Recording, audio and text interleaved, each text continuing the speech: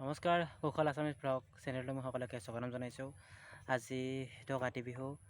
মোৰ ফালৰ পৰা সকলোকে কাতি বিহুৰ শুভেচ্ছা জ্ঞাপন কৰিলোঁ। আৰু পৰম্পৰাগতভাৱে চলি অহা মতে বা আমি জানো বা হয়তো কিছুমানে জানে, এইটো জানেই আৰু যিসকল আমাৰ প্ৰায়ভাগ ব্যক্তি জানেই, হয়তো যদি মোৰ ভুল নহয় যিখিনি মই জানিছোঁ, মানে আজি কাতি মাহৰ প্ৰথমটো দিনত হয়তো চাকি জ্বলাব লাগে। সেইকাৰণে মই কালি চাকি আনি থৈ দিছোঁ আৰু আজি হয়তো জ্বলাব। আজি মই এনেই আছোঁ ঘৰত, কি কৰিম আৰু মানে বন্ধও যিহেতু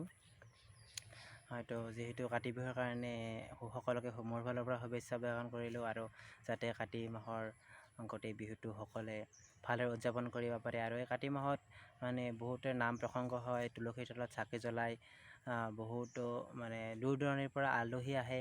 সেইকাৰণে হয়তো সকলোৱে আনন্দ ফূৰ্তি কৰক, পৰিয়ালক টাইম দিয়ক, হাঁহি ফূৰ্তি কৰক, জীৱনটো সুখী হওক। সেইখিনিয়ে। আৰু যিহেতু এনেই আছিলোঁ, মই হয়তো কুশল পাঠক আছামিজ ভ্লগ চেনেলত মই যিহেতু আজি ভিডিঅ' দিব পৰা নাই, হয়তো মই ভাবিছোঁ সকলোকে কাতি বিহুৰ শুভেচ্ছা জ্ঞাপন কৰিলোঁ। যিহেতু এনেই আছোঁ আৰু চাওঁ কি হয়। আজিৰ কাৰণে সেইখিনিয়ে, ধন্যবাদ।